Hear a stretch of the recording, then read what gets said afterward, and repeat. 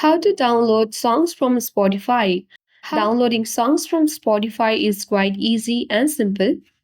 Just open the Spotify app on your device. Ensure to log in or sign into your account. Make sure you have updated your Spotify app on your device so that you can enjoy all the features on it. Now select any kind of artist you would like to download the song of. Once you select the artist song, you can tap three dots of the song.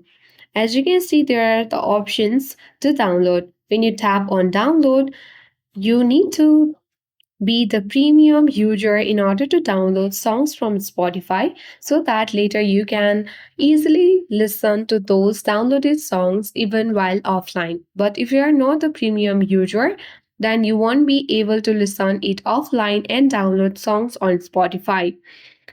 So, without being the premium user, you can only listen to songs with the help of the internet connections or data uses. Tap on try free for 1 month and you can easily try it for free for the durations of 1 month and easily download to listen offline. So in this way you can download songs from Spotify. I hope this video was helpful. If it was, then to like, share, comment on this video. Thank you for watching. See you in the next video.